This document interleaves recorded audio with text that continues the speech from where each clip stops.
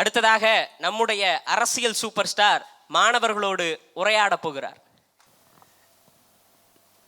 என்னுடைய பேரன்பிற்கும் பெரும் நம்பிக்கைக்கும் உரிய எனது அன்பு தம்பி தங்கைகள் அனைவருக்கும் என்னுடைய அன்பும் வணக்கமும்.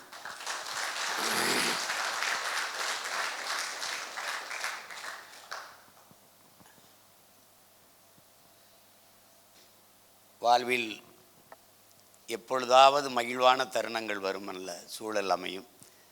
ஆனால் இன்றைக்கு இந்த பொழுதுகள் மிகவும் மகிழ்ச்சியாகவும் நெகிழ்ச்சியாகவும் இருக்கக்கூடிய ஒரு தருணம். இங்கே பேசிய என்னுடைய அன்பு மகன் கோவிந்த நாராயணன் அவர்கள், என்னுடைய பிள்ளைகள், என்னுடைய தங்கை அனீஸ் பாத்திமா, என்னுடைய மகன் தமிழவன், இங்கே இருக்கிற அன்பு பிள்ளைகள் எல்லாம் சேர்ந்து இந்த என் மகள் தமிழமுது எல்லாம் சேர்ந்து இந்த ஒருங்கிணைச்சிருக்காங்க.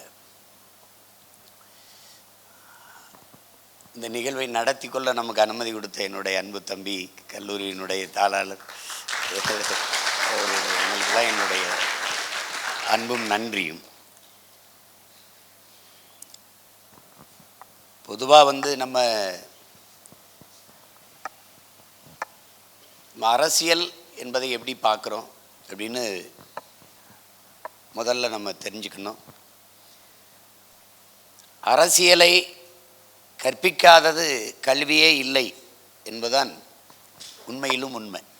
அரசியலை தாண்டி ஒரு ஆகச்சிறந்த கல்வி ஒன்றும் இல்லை. ஏன்னா இது அரசியல் என்பது ஒரு வாழ்வியல் என்கிற உண்மையை என் உடன் பிறந்தார்கள், என் உயிருக்கு இனிய தம்பி தங்கிகள் நீங்கள் உணர்ந்து கொள்ளணும். ஒரு அறிவியல் புவியியல் போல அரசியல் ஒரு வாழ்வியல். ஏன் அது வாழ்வியல்? இப்போ என் அன்பு தம்பி தங்கைகள், நீங்கள் என்ன படிக்க வேண்டும் என்பதை முடிவு செய்தது யார்? அது எந்த கல்லூரியில் படிக்க வேண்டும், அதை படித்துவிட்டு எந்த பணியில் சென்று சேர வேண்டும், அந்த பணிக்கு எவ்வளவு ஊதியம், இது எல்லாவற்றையும் முடிவெடுப்பது யார்?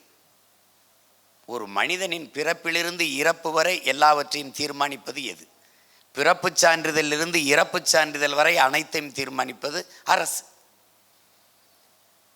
இதில் மட்டும் இல்லை, இந்த கோயிலில் 5 வேளை பூஜை நடக்கணும், இந்த கோயிலில் அன்னதானம் நடக்கணும்னு முடிவு பண்ணுவதும் அரசு தான். இந்த கோயிலில் சாமி ஊர்வலம் இந்த தெருவில் நடக்கலாம், இந்த தெருவில் போகக்கூடாது என்பதை முடிவெடுப்பதும் அரசு தான். எல்லாவற்றையும் தீர்மானிப்பது, இந்த நொடியில் விண்கலம் விண்ணை நோக்கி பறக்கலாம் என்று முடிவெடுப்பதும் அரசு தான். அப்படி எல்லாவற்றையும் தீர்மானிப்பது அரசு. அந்த அரசை தீர்மானிப்பது அரசு இயல். அப்போ ஒரு வாழ்க்கையில், உங்கள் வாழ்க்கையில் எல்லாவற்றையும் தீர்மானிப்பது அரசாக இருக்கிறது. அந்த அரசை தீர்மானிப்பது அரசு இயலாக இருக்கிறது. அந்த அரசை இயலை தீர்மானிக்கிற ஆற்றலாக நாம் ஒவ்வொருவரும் மாற வேண்டும் என்பதுதான், அதுதான் வாழ்வியல்.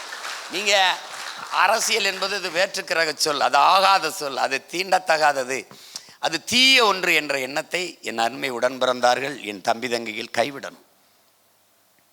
பாருங்க, அண்ணல் காந்தியடிகள் மீது உங்களுக்கு எவ்வளவு மதிப்பும் பற்றும் இருக்கும் தெரியும். அரசியல் என்ற எண்ணம் இல்லாதவன் மனிதனாகவே இருக்க முடியாதுங்கிறார். ஒவ்வொரு மனிதனின் ஒவ்வொரு சொல்லிலும் அரசியல் பிறக்கிறது என்கிறார் ரஷ்ய புரட்சியாளர் லெனின்.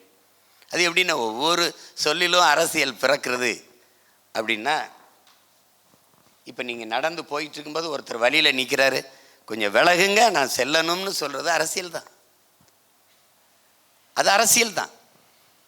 அங்கே என்ன கூட்டம், கலைஞ்சு போங்க கலைஞ்சு போங்க அப்படின்னு நீங்கள் சொன்னீங்கன்னா அது அரசியல் தான். அப்போ ஒவ்வொரு மனிதனின் ஒவ்வொரு சொல்லிலும் அரசியல் பிறக்கிறதுங்கிறது. அரசியல் வேண்டாம் என்று நீ விலகி நிற்கலாம், ஆனால் அரசியல் உன்னிடத்திலிருந்து விலகி நிற்காது என்கிறான் அரிஸ்டாட்டில். அரசியல் வேண்டாம் என்று நீங்கள் விலகி நின்றால் நீங்கள் யாரை வெறுக்கிறீர்களோ அவர் ஆட்சியின் கீழே வாழ நேரிட்டு விடுங்கிறான் பிளாட்டோ. இப்போ உங்களுக்கு புரியுது, இப்போ அரசியல் இல்லாமல் எதுவுமே இல்லை. அப்போ அந்த அரசியலை நாம் பயில வேண்டுமா வேண்டாமா என்பதை நீங்கள் தான் முடிவெடுத்துக்கணும். இங்கே இந்த நாட்டில் ஒரு ஒரு கொடுமையான விதி இருக்குது. எப்படின்னா, இவர் படிச்சுட்டு ஐஏஎஸ் ஆகிட்டார், இவர் அரசியல் பேசக்கூடாது. இவர் படிச்சுட்டு ஐபிஎஸ் ஆகிட்டார், இவர் பேசக்கூடாது. இவர் நீதிபதி ஆகிட்டார், இவர் பேசக்கூடாது. இவர் அரசு வழக்கறிஞர் ஆகிட்டார், பேசக்கூடாது. இவர் பேராசிரியர் ஆகிட்டார், பேசக்கூடாது. இவர் வங்கி பணியாளர் ஆகிட்டார், பேசக்கூடாது. படித்த எவனும் பேசக்கூடாது. படிக்காத முட்டா பையன் நாட்டின் தலைவர் ஆகிட்டா அவன் பேசலாம். எப்படி இருக்கு? இந்த ஐஏஎஸ் ஐபிஎஸ் மருத்துவக் கல்லூரியின் டீனு எல்லாரையும் கட்டுப்படுத்தி ஆட்சி அதிகாரத்தை செலுத்துகிற அமைச்சர் பெருமக்கள் பேசலாம். முதலமைச்சர் பிரதம அமைச்சர் பேசலாம். அவர் படிச்சிருக்காரா, தெரிஞ்சிருக்காரா, தெரியுவோன்னு தெரியாது. பொருளாதாரம் படித்தவர், பொருளாதார மேதையாக இருப்பார், அவர் அரசியல் பேசக்கூடாது. அறிவியல் மேதையாக இருப்பார், அவர் பேசக்கூடாது. இப்போ உதாரணமாக அறிவியல் மேதைன்னு தான் அவர் ஐயா அப்துல் கலாமை நம்ம குடியரசுத் தலைவராக்கணும். குடியரசுத் தலைவரானதுக்கு பிறகு அவர் அரசியல் பேசக்கூடாது. எப்படிப்பட்ட ஒரு அமைப்பு இருக்கு பாருங்க. இதுதான் என்ன, கற்றவர்கள் அரசியல் செய்யாதனால. என் மகன் கூட சொன்னார் பாருங்க, படித்தவர்கள் ஏன் அரசியலுக்கு வரணும்? கற்றறிந்த சான்றோர்கள் இருந்து படிக்கிற நூலகம் எப்படி அமைதியாக இருக்குமோ அப்படி நன்கு ஆய்ந்து தெளிந்து கற்ற பெருமக்கள் ஆட்சி அதிகாரத்திற்கு வரும்போது நாடு அமைதியாயிரும். இதுதான் ஒரு எளிய உதாரணம் உங்களுக்கு. இப்போ அந்த மாதிரி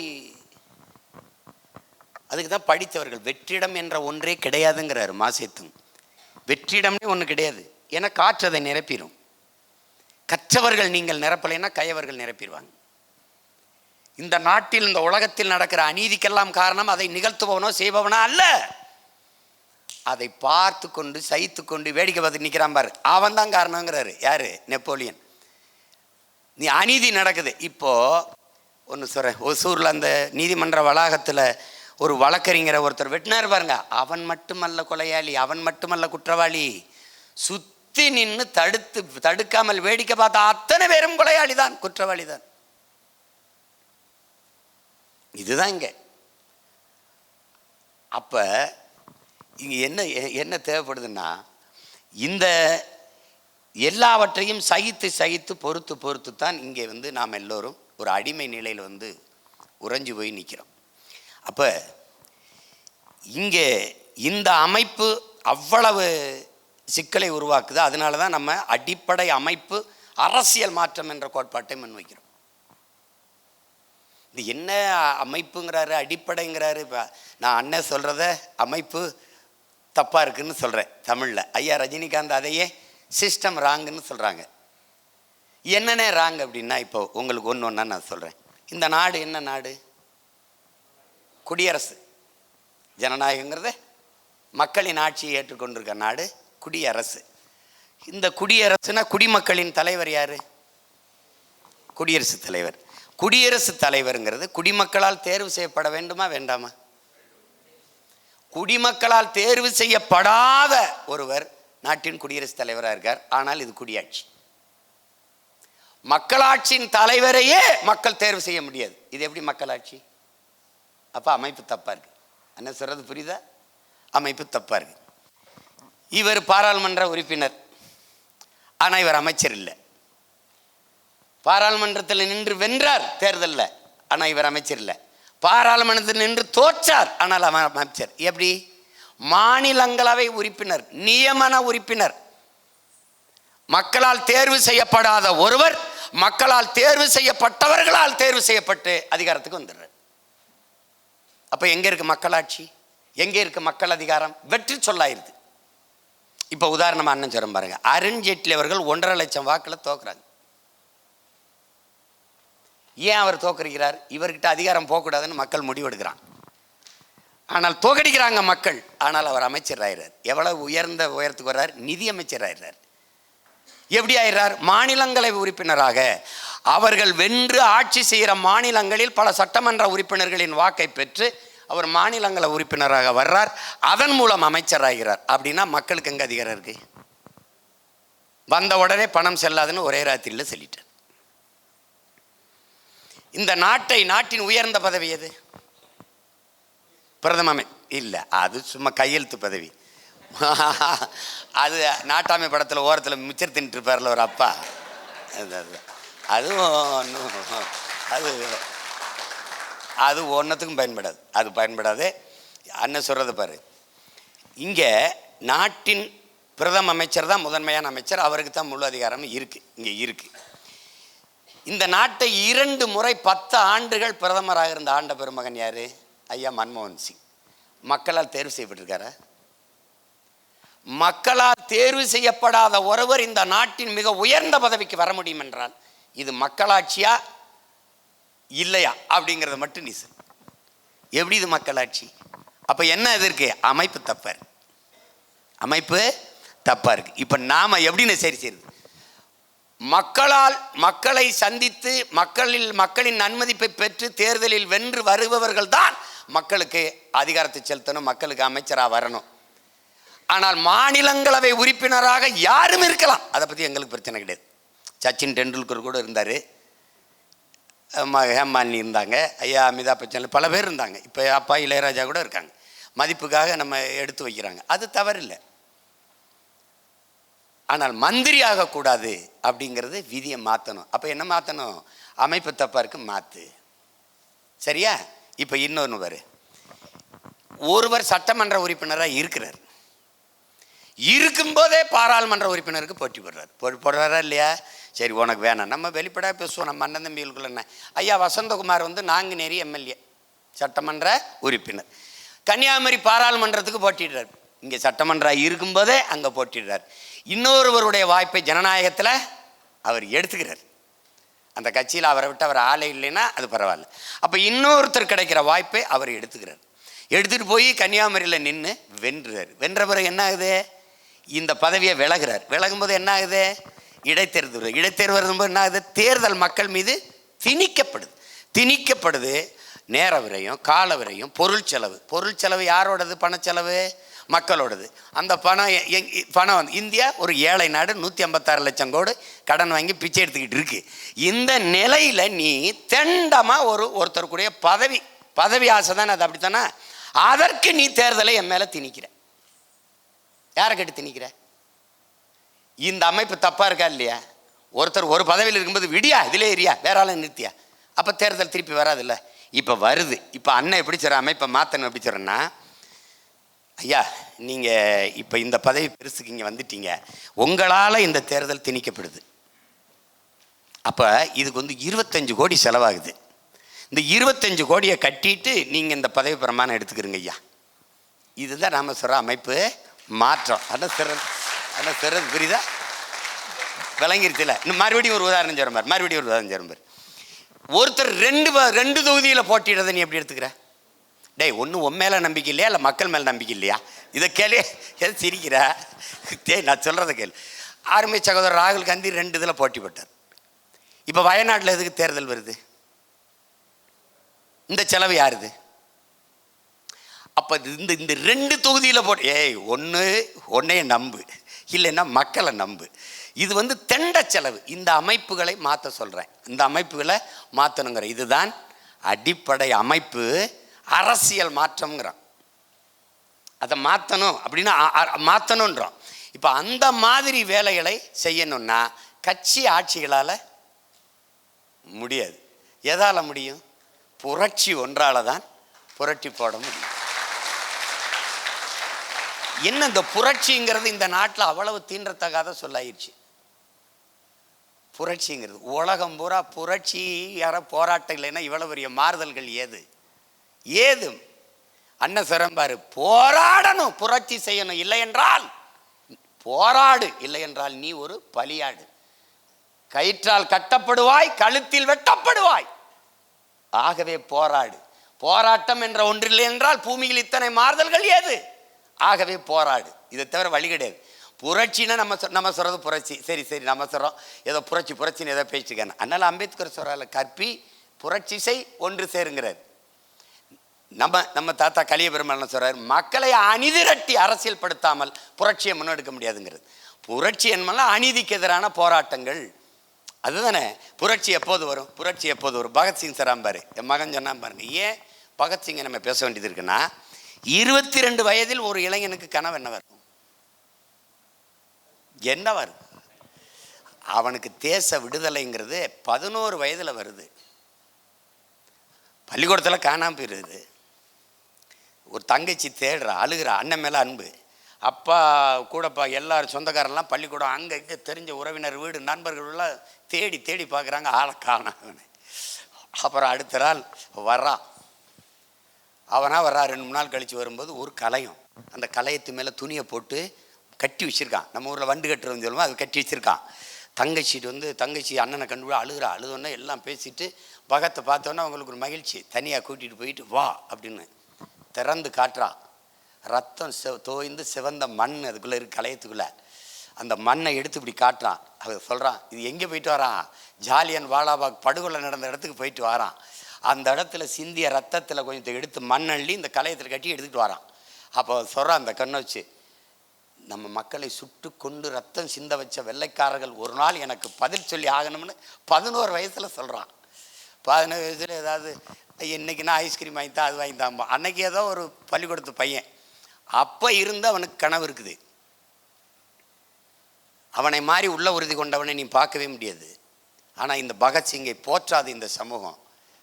ஏன்னா இளைஞர்கள் எழுச்சி கொள்வார்கள். அவனுடைய வரலாறை படிக்கும்போது, அவன் வாழ்க்கையை தெரிந்து கொள்ளும்போது இளைஞர்கள் நிமிர்வார்கள். போர்க்குணம் அவர்களுக்குள்ளே வரும். பாரு, அவன் 22 வயசில் அவன் இவ்வளவு ஒரு தத்துவத்தை சொல்கிறான் பார். புரட்சினா என்ன பகத்சிங் அப்படின்னு? புரட்சி என்பது ரத்தம் சிந்தும் வன்முறையாகத்தான் இருக்க வேண்டும் என்பது அல்ல. அது துப்பாக்கி தோட்டாக்களை தொழுவதும் அல்ல. அங்கே தனி நபர் வஞ்சம் தீர்த்து கொள்ள வாய்ப்பே இல்லை. அப்ப எதுதான் புரட்சி? பகத்சிங் வெளிப்படையாகவே அநீதிகளால் கட்டமைக்கப்பட்ட சமூகத்தை தகர்த்து முற்று முழுதாக புதிய ஒரு சமூகம் படைப்பதுதான் புரட்சிங்கிறான். இப்ப எங்க உணர்ந்து விட்டுருக்கான் நம்மளை? வெளிப்படையாகவே அநீதிகளால் கட்டமைக்கப்பட்ட சமூகம். உனக்கு தெரியும் ஊழல் நடக்குதுன்னு, உனக்கு தெரியும் லஞ்சம் பெறுகிறார்கள், உனக்கு தெரியும் உணவு நஞ்சாயிருச்சு, உனக்கு தெரியும் நீர் நஞ்சாயிருச்சு, காற்று மாசுபட்டுருச்சு, உனக்கு தெரியும் எதுவுமே சரியில்லை. ஆனாலும் எல்லாம் ஆக்கிரமம், எதை தொட்டாலும் காசு காசு கமிஷன் எல்லாம் தெரியும், ஆனால் தடுக்க முடியாது. இது என்ன ஆயிருது? வெளிப்படையாகவே அநீதிகளால் கட்டமைக்கப்பட்ட சமூகம். வாக்குக்கு காசு கொடுக்கறது தெரியும், தடுக்க முடியாது. அப்ப இது எல்லாமே என்ன ஆயிருது? வாக்குக்கு காசு கொடுத்தா என்னென்ன? வாக்குக்கு காசு கொடுக்குற இடத்துல தான் ஊழல் லஞ்சத்துக்கான விதையே ஊண்டப்படுது. ஒரு முதலாளி ஒரு தேர்தல் வெற்றிக்கு 100 கோடியை முதலீடு செய்தால் 500 கோடி சம்பாதித்துக் கொள்ளலாம் என்கிற நம்பிக்கையில் முதலீடு செய்கிறார். ஒரு முதலாளி முதலீடு செய்யும் போது லாப தேவை இருக்குமா, மக்கள் சேவை இருக்குமாங்கிறத நீங்க சிந்திச்சு பார்த்துக்கணும். இப்போ அதுதான் இங்க முதன்மையானது. அப்ப பகத்சிங் என்ன சொல்றான்? வெளிப்படையாகவே அநீதிகளால் கட்டமைக்கப்பட்ட சமூகத்தை தகர்த்து முற்று முழுதாக புதிய ஒரு சமூகம் படைக்கணும்னா, அந்த வயசுல ஒருத்தன் சொல்றான் பாருங்க, பாலுக்களாத குழந்தை, கல்வி கேங்காத மாணவன், வேலைக்கு அலையாத இளைஞன், அதான்டா என் கனவு இந்தியாங்கிறான். அவன் அடிமை இந்தியாவில் வச்ச முழக்கம் இன்னும் அப்படியே இருக்கு. பாலுக்கு குழந்தை அழுகுது, கல்விக்கு மாணவன் ஏங்குறான், வேலைக்கு இன்னும் அலையிறான். இதுதான் இன்னைக்கு. அப்ப அந்த பகத்சிங் போல பல வீரர்கள் இந்த தேசத்துக்கு தேவைப்படுது. புரட்சின்னா ஒன்றும் ஒரு கொடிய சொல்லு ஒன்றும் கிடையாது. லெலின்ட்ட கேட்குறாங்க, புரட்சிங்கிறீங்களா, அது எப்போ வரும் லெலின் அப்படின்னு.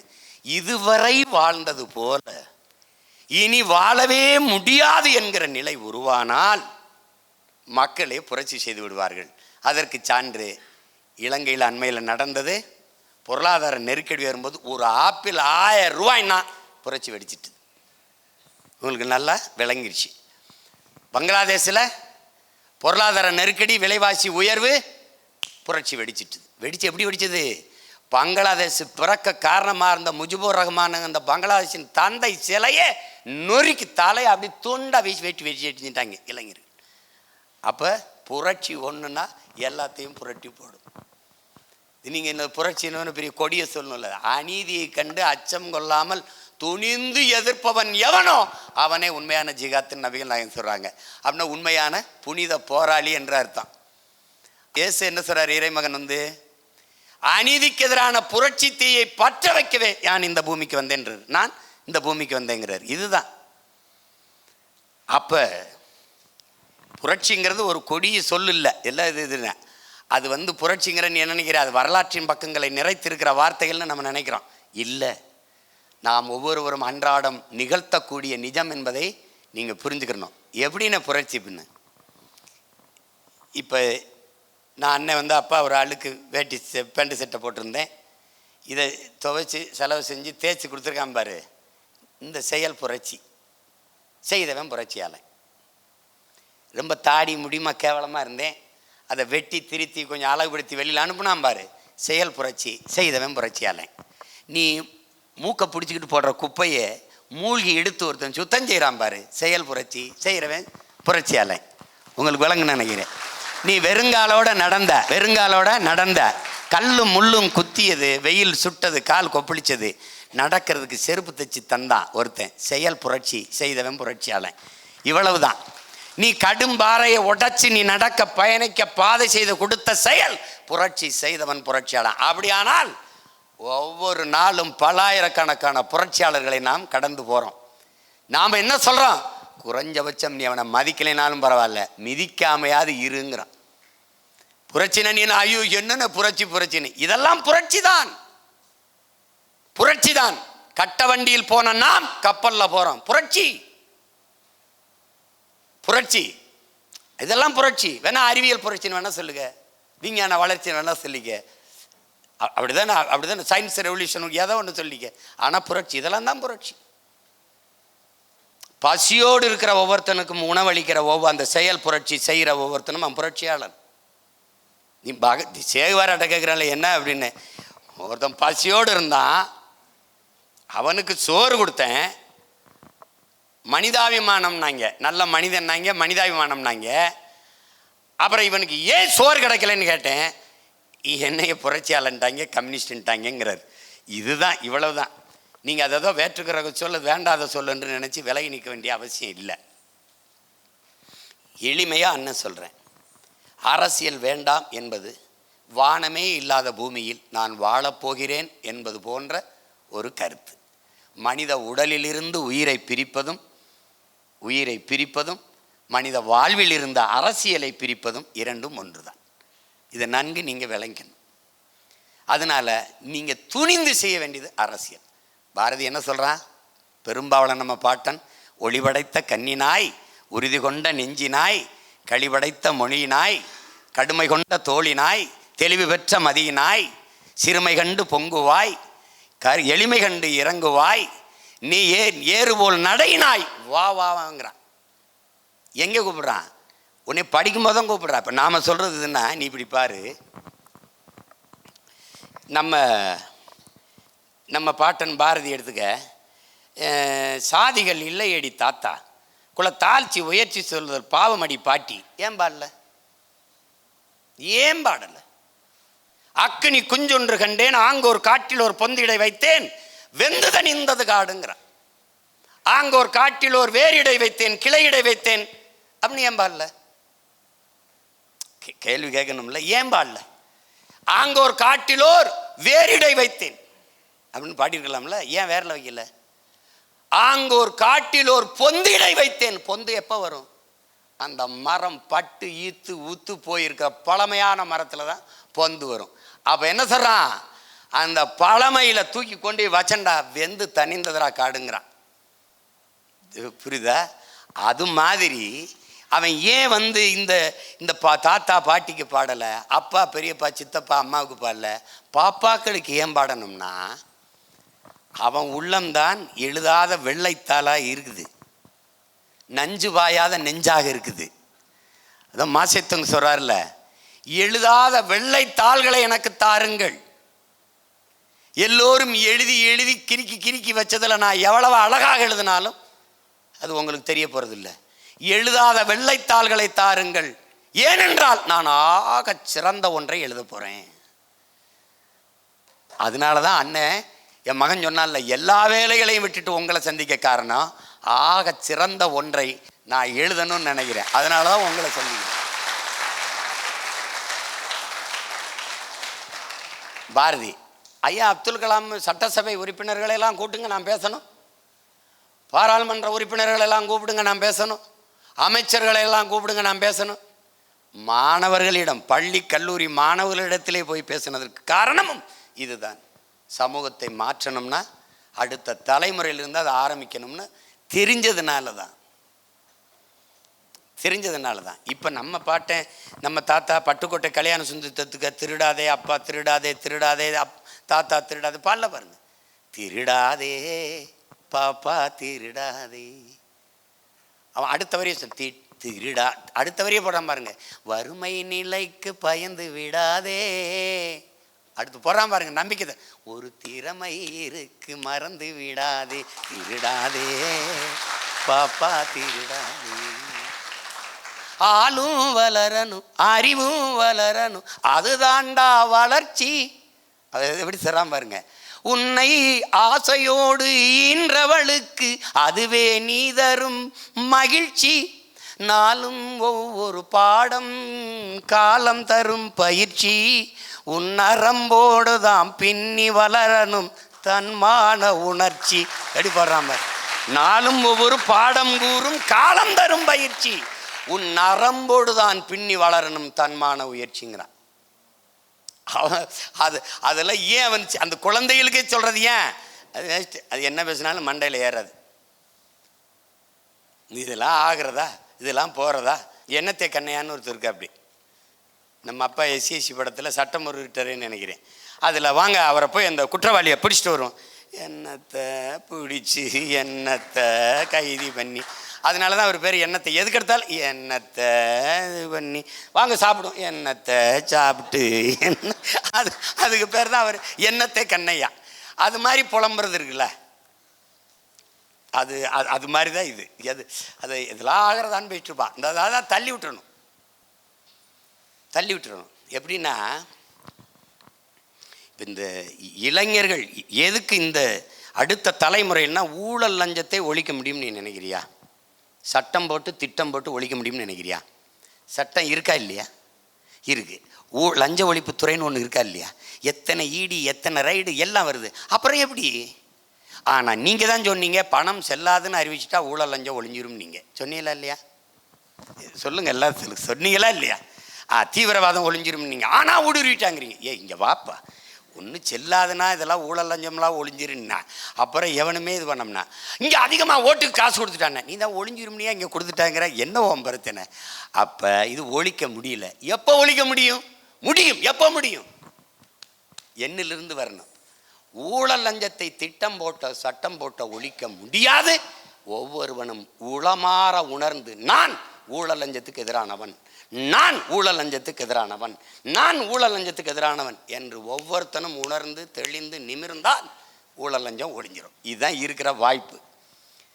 அப்போ என்ன பண்ணணும்? நீங்கள் இந்த சாதி மதம் சாராயம் பணம் புகழ் போதை திரை கவர்ச்சி இது எதுக்கு மண்டாத ஒரு பெரும் நெருப்பாக எரியும் போது தான் மாறுதல் வரும். சும்மா நம்ம ஊழல் லஞ்சத்தை ஒழிக்கணும். இப்போ தலைவர் எல்லாம் கட்சி ஆரம்பிக்குது, ஊழல் லஞ்சத்தை ஒழிக்கணுங்க அப்படி சொன்னாலே ஏமாத்துறான்னு அர்த்தம். இவனுக்கு ஒன்றும் தெரியலடா, ஏதோ ஊழல் லஞ்சத்தை ஒழிக்கிறான். டே போடா ஊழல் லஞ்சத்தை ஒழிக்கிறியாடா போடா. ஒரு நேர்மையாளன் ஏறி ஆட்சி அதிகாரத்தில் அமர்ந்தால் ஒரு நொடி வேலை. எப்படி? ஒரு நொடி வேலை. ஊழல் பெற்றிருக்கிறா, லஞ்சம் வாங்கியிருக்காங்கன்னா இடைக்கால பணி நீக்கமோ பணியிட மாற்றமோ கிடையாது. Spot dismiss. வெள்ளப்பட நாய போட வெள்ளப்பட. சட்டம் உன் பரம்பரையில் உன் குடும்பத்தில் 3 தலைமுறைக்கு எவனுக்கு அரசு வேலை கிடையாது. போட்டேன்னு வச்சுக்க, லஞ்சம் பெற்றுட்டார், துண்டிடா மின்சாரத்தை, துண்டிடா ரேஷன் கடை வாங்கடா, குடும்பத்தை பறிடா, என்னடா எரிவாயு இணைப்பு கிடையாது, தூக்குடா குடிநீர் தூக்குடா அப்படின்னா எவனா வாங்குவான்னு நினைக்கிறேன். அப்போ எப்படின்னா வாழ்வான்? எப்படி வாழ்வான்? அனைவருக்கும் கல்வி, சரியான சமமான தரமான கல்வி. 1 ரூபாயிலேருந்து 1 கோடி வர ஆரம்ப பள்ளிருந்து ஆராய்ச்சி கல்வி நல்ல தரமா. தப்புக்கு முடியலை. 90 வயசு அப்பத்தா தேசத்தின் தாய் அரசு பண்ணுறா மருத்துவம் கொண்டாடா எல்லாம் பண்ணிட்டின்னு வச்சுக்க. அது எது காசு வாங்க போகிறேன்? 10,000 ரூபா கொடுக்குறேன்டா, நீ செலவழிச்சிடறா பார்த்துருவோம். எல்லாமே வந்துடுதுல்ல. அது இல்லாதனால தான் பிள்ளைய நல்லா படிக்க வைக்கணும், அது காசு. ஆத்தாளப்புக்கு முடியலனா வைத்தியம் பார்க்கணும், அதுக்கு காசு. அப்போ வருவாய்க்கு மேலே தேவை ஏற்படுது. அப்போ தேவைக்கு என்ன செய்ய வேண்டியது? கையேந்த வேண்டியது இருக்குது. இதுதான் இங்கே இருக்கிற சிக்கல். அப்போ மாறுதலுங்கிறது காந்தி சொல்கிறார்ல, உலகத்தை எப்படிப்பட்ட மாறுதலுக்கு கொண்டு வர நினைக்கிறாயோ அதை உன்னிலிருந்து தொடங்குங்கிறார். அதை என்னிலிருந்து தொடங்கணும், நீங்கள் உங்களிலிருந்து தொடங்கணும், நாம் நம்மிலிருந்து தொடங்கணும். நீங்கள் மாற்றம் மாற்றம்னு எங்கே சொல்லி யாரோ ஒருத்தன் இதையெல்லாம் கேட்க யாரும் இல்லையா, நீ என்ன பண்ணுற? தொண்டைக்குள்ள உனக்கு புண்ணா இருக்கு. ஒருத்தன்லாம் நள்ளிரவில் ஏதோ சரக்குப்பட்டாமல் இருக்கு, எனக்கு நள்ளிரவில் போடுறான். சீமா என்னப்பா இந்த கூவத்தில் ஒரே அழுக்கா இருக்குப்பா, இதுக்கெல்லாம் குரல் கொடுத்து விட மாட்டியா அப்படிங்கிறான். ஒருத்தன் அண்ணே அண்ணே சீபானடா அண்ணே அண்ணே சொல்லுப்பா என்னப்பா அண்ணே இதை எப்படி சொல்லுது சொல்லுப்பா, ஒரு பொட்டலை 1000 ரூபாய்க்கு விற்றுக்கிட்டு இருந்துச்சுண்ணே, கஞ்சாவை சொல்கிறேன், ஒரு பொட்டலை 1000 ரூபாய்க்கு விற்றுக்கிட்டு இருந்துச்சுண்ணே அண்ணே, இப்போ 9000 நாங்கள்லாம் எங்கேயே போவோம். ஏதோ விவசாயி நாங்கள் விளைய வச்ச பொருளுக்கு உரிய விலை கிடைக்கலன்னு பேசுகிற மாதிரி பேசுகிறேன், சத்தியமாக பேசுகிறாப்புல. என்னால் அதுக்கப்புறம் தூங்க முடியும்னு நினைக்கிறேன். இவனையெல்லாம் வச்சுக்கிட்டுங்க என்னடா சரி, நம்ம ஓயாமல் அடிக்கிறானே, ஏதோ அவசரமோ ஏதோ பிரச்சனையோ யாருன்னே தெரியலைன்னா பதிவில் இல்லாத என்ன எடுக்கிறது அரிதுன்னு அரிது. திரும்ப திரும்ப அடிக்கிறானே, எது ரொம்ப பெரிய பிரச்சனை இருக்குன்னு போட்டால் இது அவனுக்கு அது பிரச்சனை தான். ஒரு தடவை திருநெல்வேலியில் ஒரு கிராமத்தில் நின்று இப்படி வாக்கு எடுக்கிட்டு இருந்தானே, கட்டும் வெயில், நான் ஒரு ஆள் தான் நிற்கிறேன். எல்லாரும் வீட்டு திண்ணையில் மரங்களுக்கு இடையில அங்கங்கே நின்று கூட்டமாக நின்று நிழலில் நின்று மக்கள் கேட்டுருக்கேன். நான் ஒருத்தன் தான் மேடையில் நின்று கேட்டுருக்கேன். ஏன்னா வெயில் எவன் நிற்பான், நமக்கு விதிக்கப்பட்ட விதி நம்ம நின்று தான் ஆகணும். நின்றுக்கிட்டு இருக்கேன். ஒருத்தர் வேகமாக சைக்கிளை ஓட்டி வந்து சரக்குன்னு விட்டு விழுந்துருச்சு, சைக்கிள் எந்திரிச்சு. ஏனே பேசுகிற நிப்பாட்டின வானே, இங்கே வானே கூட. என்னப்பா அங்கே வானே, அந்த டாஸ்மார்க் வானே, 10 ரூபா கூட வச்சு விற்கிறானே, நீ என்னன்னு வந்து கல்னே அண்ணே வானே, நீ வந்து கல்னே என்னன்னு வந்து கல்னே வானே. இப்போ இப்போ இப்போ கேட்டுக்கிட்டு இருக்கவனுக்கு போராடுறதா இல்லை இவன் என்னை கேட்குறவனுக்கும் எப்படிப்பட்ட சமூகத்தில் சிக்கியிருக்கோம்னு பார்த்துக்க, புரியுதா? அது அது அது கவனத்தில் வச்சுக்கணும். அப்போ என்னன்னு பாரு, என் தம்பி தங்கைகளுக்கு நான் சொல்ல கடமைப்பட்டிருக்கேன். முழுமையான நேர்மை, இந்த வார்த்தையை நல்லா கவனிச்சுக்கணும். எதுக்கு ஊழல் லஞ்சத்தை சொல்கிறான்னா, அவன் ஏமாத்துறான்னு சொன்னான்னா, ஊழல் லஞ்சத்தை ஒழிச்சிட முடியும். அது நிர்வாக சீர்கேடு தான். மரத்தையெல்லாம் வெட்டி வித்துட்டாங்க. ஆனால் நாம் ஒரு தலைமுறை எந்திரிச்சா நட்டு வச்சு வளர்த்துற முடியும். கிளீன் இந்தியா கொண்டு வந்த மாதிரி நம்ம க்ரீன் இந்தியான்னு அவன் கொண்டு வரல. ஆனால் நாம் 10 ஆண்டு பசுமை திட்டம், பல கோடி பனை திட்டம்னு கொண்டு வந்து நட்டலாம். மக்கள் இயக்கமாக நட்டலாம். எப்படி நடுவ என் பிள்ளைகளுக்கெல்லாம் விருது கொடுத்தம்பாரு, இவன் இவ்வளோ சாதிச்சிருக்கான்னு விருது கொடுத்தல. இதே மாதிரி 100 மரக்கன்று நட்டுட்டா 10 மதிப்பெண் ப்ராக்டிக்கலில் போட்டுருவேன், கூடுதல் மதிப்பெண் போட்டுருவேன். நீ பிறக்கும்போது, நீ பிறந்ததுலேருந்து பிறந்த உடனே பேர் வைக்கிறியோ இல்லையோ, பூமியில் மரம் வச்சிருந்தோம். சட்டம் என்ன போடும்? மரம் மண்ணின் வரம், வளர்ப்பதே மனித அறம். உங்களை பெற்ற இந்த பூமி தாய்க்கு, எல்லாம் தந்த இந்த பூமி தாய்க்கு நீங்கள் நன்றி கடனாக இந்த மரத்தை நடுங்கள். அவளுக்கு விட்டு செல்லுங்கள். ஒரு மரத்தை நட்டுறணும்.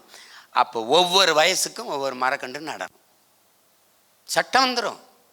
நீ 100க்கு மேற்பட்ட மரங்களை நட்டுட்டு வந்துட்டீன்னு வச்சுக்க, சிறந்த தமிழ் தேசிய குடிமகன் விருது கொடுத்து உனக்கு வேலையில் முன்னுரிமை கொடுத்துருவான். உனக்கு புரியுது நினைக்கிறேன்.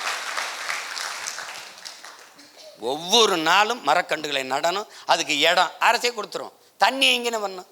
எல்லா கழிவு நீரையும் கொண்டு ஒரு இடத்துல சேர்த்து சுத்திகரித்து அந்த கீழே வடிகிற மண்ணை உரமாக பயன்படுத்திடும். அந்த நீரை சாலை ஓடுதல், கட்டடம் கட்டுதல், மரக்கன்றுகளை வளர்த்தல், இதுக்கு பயன்படுத்திடும். நான் சொல்கிறது உனக்கு புரியுதுன்னு நினைக்கிறேன். அப்போ அந்த வேலையை இவர்கள் செய்யலை. அப்போ மரக்கன்றுகளை நம்ம உருவாக்கிடலாம். இப்போ நீரை உறிஞ்சி விற்கிறார்கள். தண்ணீர் மானுட தேவை இல்லை, உலக உயிர்களின் உயிர் தேவை. ஸ்டாப் இட், நிறுத்திருப்பா. தண்ணீர் சந்தை பொருள் இல்லை, விற்பனைக்கு இல்லை. இந்த தண்ணீரை எடுத்து பார்ப்போம், இது குடிக்கிற திறனில் இருக்குன்னு யார் சான்றிதழ் தருவா? யார் தருவா? தண்ணீரில் பல கண்ணுக்கு தெரியாத நுண்ணுயிரிகள் இருக்குது. பூஞ்சை, காளான், பாக்டீரியாக்கள், இவை தான் மனித உடலுக்கு ஆற்றலை தருது. எங்கள் அப்பா நம்மாழ்வார்கிட்ட, அவருக்கு உடம்பு முடியல, வெள்ளிங்கிரின்னு ஒரு மருத்துவர், இந்த கோவைக்காரர் தான். வெள்ளிங்கிரி, இந்த காய்ச்சல்னா தண்ணீரை கொதிக்க வச்சு குடிக்கிறாங்களே, அப்படி செய்யலாமா? ஏன் அம்மா ஆழ்வார் உனக்கு என்ன பைத்தியம்மா? அவர் என்ன சொல்கிறா வெள்ளிங்கிரி, ஏய் தண்ணீரில் இருக்கிறதே அந்த நுண்ணுயிரிகள் தான் உடலுக்குள்ளே போய் இந்த நோய் கர்மத்தெல்லாம் தீக்குது. நீ சுட வச்சின்னா அதெல்லாம் செத்து போயிரும்ல, அப்புறம் அதை குடிச்சுதான் என்ன குடிக்காம தானே? ஓ இப்படி வேற இருக்கா அப்படின்னு எழுதியிருக்காரு அப்பா. அப்போ மினரல்னு ஒன்று இருக்குது பாரு, அதுக்கு பேர் தான் மினரல்ங்கிறான். அந்த கண்ணுக்கு தெரியாத பூஞ்சை, காளான், பாக்டீரியாக்கள், அதை பல கோடிக்கணக்கான உயிர்கள் இருக்குது. அதுதான் மனித உடலுக்குள்ளே போய் ஆற்றலை தருது. அதை சுத்திகரிக்கணுங்க பேரில் கொன்னுறான். மினரலையெல்லாம் கொன்னுட்டு தண்ணிக்கு பேர் வைக்கிறான் மினரல் வாட்டர். புரிஞ்சிருச்சுன்னு நினைக்கிறேன். இப்போ என்னென்ன தண்ணியை குடிச்சின்னா தாகம் நிற்கும், தண்ணீரால் உன் உடலுக்கு வரக்கூடிய ஆற்றல் வராது.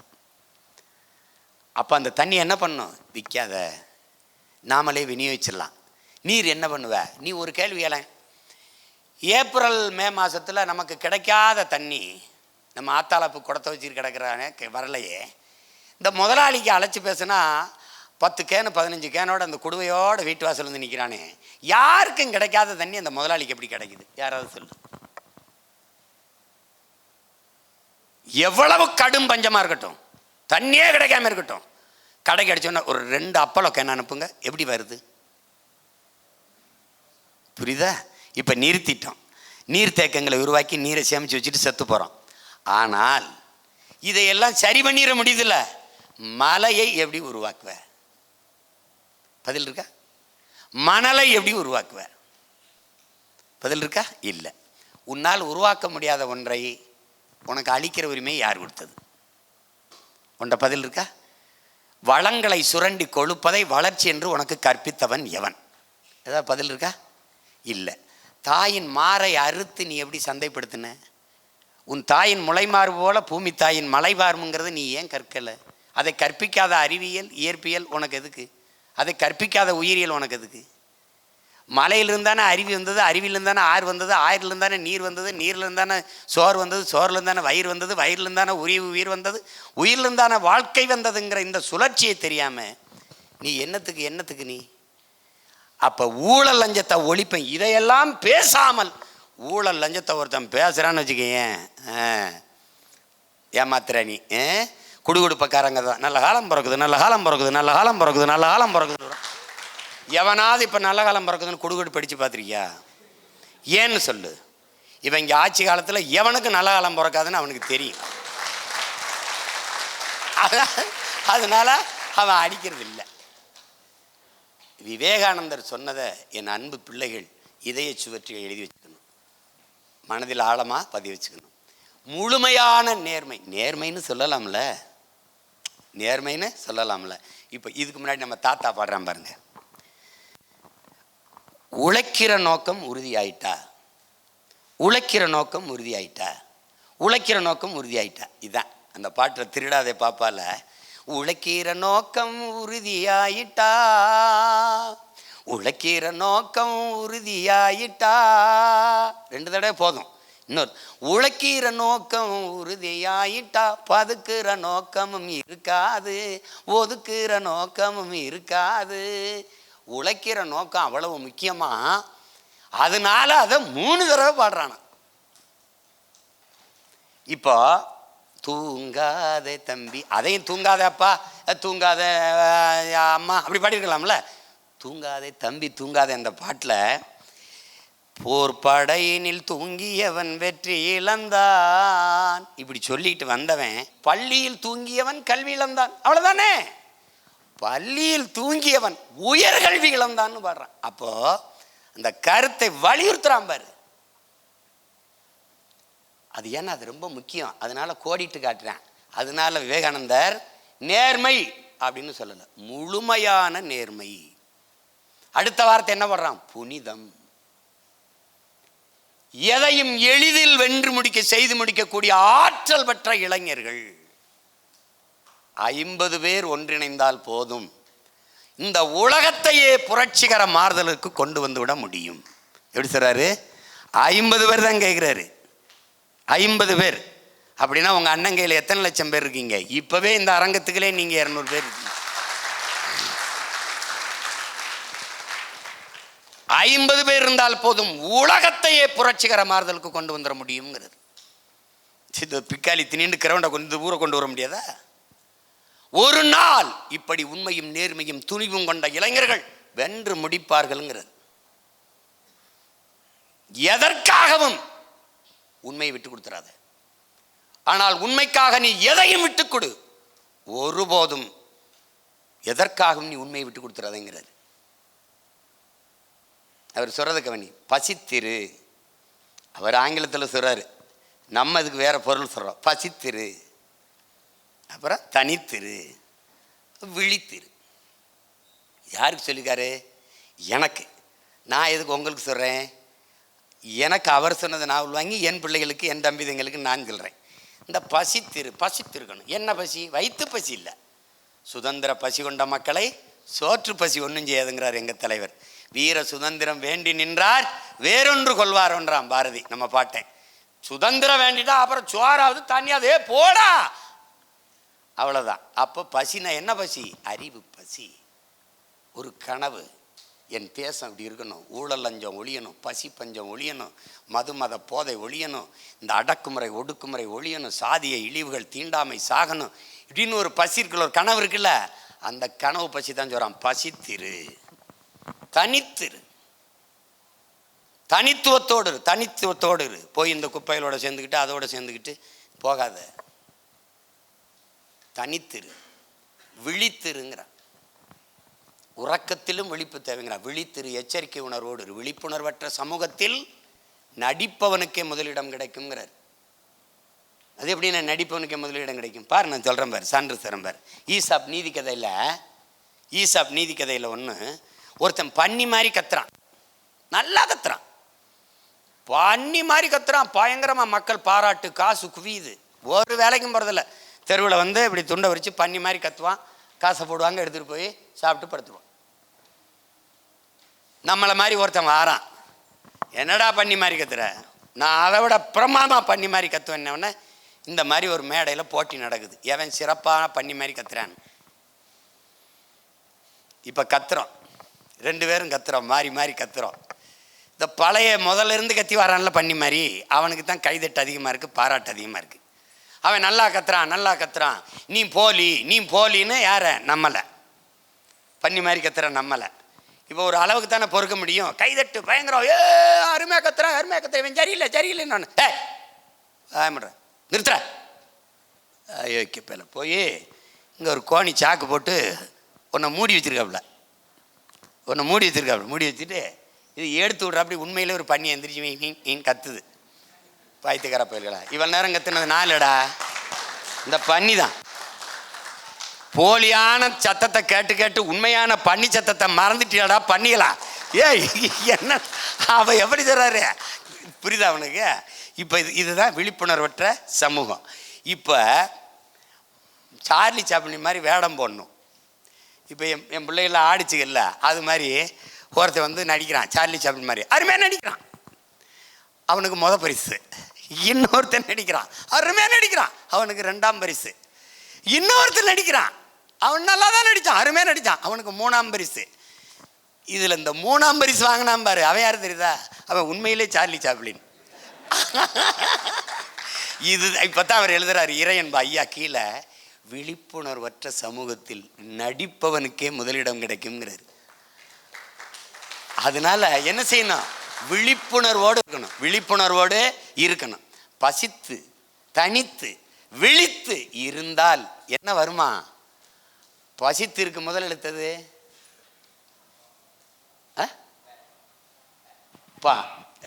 தனித்திற்கு முதல் எழுத்தது, விழித்திற்கு முதல் எழுத்தது வி. இப்ப பசித்து தனித்து விழித்திருந்தால் என்ன வருது? பதவி தானா வருது. எப்படி? பதவி தானா வருது. மாணவர்கள் கேள்வி கேட்க. ஆமா. இப்ப அதனால அன்பிற்குரிய பிள்ளைகள், நீங்கள் பசித்திருங்கள், தனித்திருங்கள், விழித்திருங்கள், உங்கள் இலக்கை நோக்கி பயணியுங்கள். ஐயா அப்துல் கலாம் அவர்கள் சொன்னதுதான், மழை வரும்போது எல்லா பறவைகளும் கூட்டை நோக்கி போகும், எல்லா பறவைகளும் கூட்டை நோக்கி பறக்கும். கழுகு இருக்கு பாருங்க, அது மேகத்தை கிழித்து கொண்டு மேலே பறக்கும். நீங்கள் மேகத்தை கிழித்து கொண்டு மேலே பறக்கிற கழுகுகளாக இருக்க வேண்டும். நல்லா கவனிச்சுக்கணும். இன்னொன்று, சோம்பலை உதறி தள்ளுங்கள், உங்கள் சாம்பலும் சரித்திரம் படைக்குங்கிறான். சோம்பி கிடந்தால் சிலந்தியும் உங்களை சிறைபிடிக்கும், எழுந்து நடந்தால் இமயமும் உங்களுக்கு குடைபிடிக்கும். இந்த கோட்பாடுகளை இதய சூற்றுக்குள் எழுதி வச்சுக்கணும். இளைய பிள்ளைகள் இதை நன்கு மனசில் வச்சுக்கணும். தற்சோர்வு என்பது தற்கொலைக்கு சமம், சோம்பலும் ஓய்வும் தற்கொலைக்கு சமமாயிரும். அதனால் எதையும் துணிந்து நாம் எதிர்கொள்ள கற்றுக்கொள்ளணும். இறக்கை இருப்பதை மறந்து விட்டு நீ ஏன் நடந்து திரிகிறாங்கிறான். நீ ஓடு, இலக்கை நோக்கி ஓடு, முடியலை நடந்து போ, முடியலையா தவழ்ந்து போ, அதுவும் முடியலன்னா உருண்டு போ. ஆனால் நீ எப்படி இலக்கை நோக்கி போய் கொண்டிருக்கிறாங்கிறதான் முதன்மையாக இருக்கணும். அதனால் என் அன்பு பிள்ளைகள், ஒரு இலக்கை தீர்மானியுங்கள், அதில் உடலை உறுதி செய்யுங்கள், உடலினை உறுதி செய்யுங்கள், அறிவை விரிவாக்குங்கள், கொள்கை வகுத்து நில்லுங்கள், கூடி செயல் செய்ய பழகுங்கள். நாம் தமிழர். கோட்பாடு. பாசறை சார்பில் வழங்கப்படும் வைய தலைமைக்குள் விருதுகள். பெரியப்பா செந்தமிழன் சீமான் அவர்களை மேடைக்கு அழைக்கிறோம்.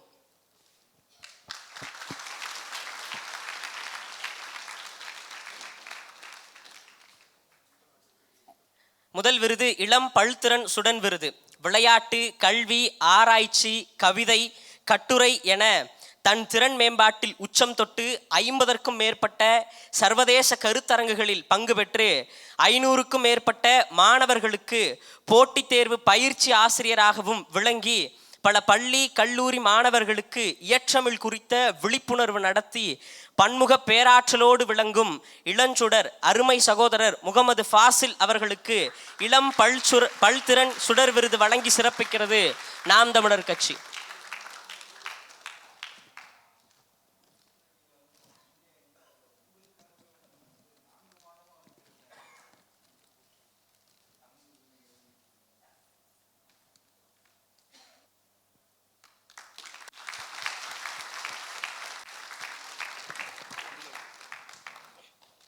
அடுத்த விருது இளந்தமிழ் சுடர் விருது.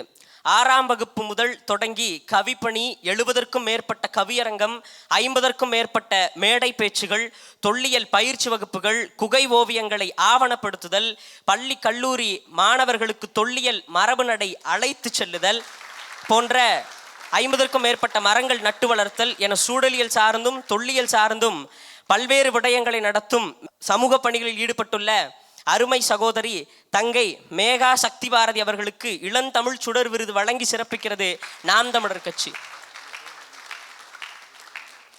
அடுத்ததாக 3வது விருதாக இளந்தமிழ் சமூக சுடர் விருது.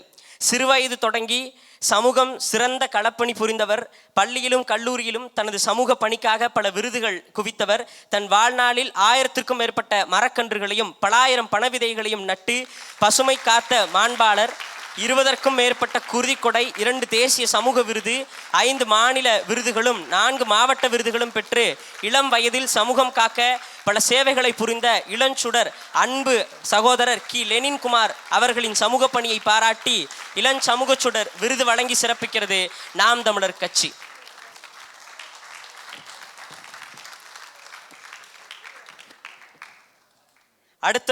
அடுத்த விருது இளம் அறிவு சுடர் விருது. செயற்கைக்கோள்களை தானாக உருவாக்கி world book of record, Indian Asia 5க்கும் மேற்பட்ட உலக சாதனைகளை புரிந்து 5000 மாணவர்களை களத்தில் உருவாக்கி முக்கிய பங்காற்றியவர். 2000 மாணவர்களில் முதல் 50 மாணவர்களில் தேர்வாகி ரஷ்ய மக்களையே அனுமதிக்காத ரஷ்ய நாட்டு விண்வெளி மையத்திற்கு சென்று வந்தவர். 21 கட்டுரைகள் எழுதிய மிகச்சிறந்த எழுத்தாளர் அன்பு சகோதரி ஜானகி வள்ளியப்பன் அவர்களுக்கு இளம் அறிவு சுடர் விருது வழங்கி சிறப்பிக்கிறது நாம் தமிழர் கட்சி. அடுத்ததாக 9ஆம் வகுப்பு பயிலும் கங்காதேவி அவர்கள் மாநில அளவிலான குத்துச்சண்டை போட்டியில் வெண்கல கோப்பை வென்றிருக்கின்றார். அவரை நாம் தமிழர் கட்சியினுடைய தலைமை ஒருங்கிணைப்பாளர் பெரியப்பா செந்தமிழன் சீமான் அவர்கள் பாராட்டுகிறார். அடுத்ததாக மகா ஈஸ்வரி குத்துச்சண்டையில் மாவட்ட அளவிலான போட்டியில் முதலிடம் பெற்றுள்ளார். அவரை சிறப்பிக்கிறது நாம் தமிழர் கட்சி.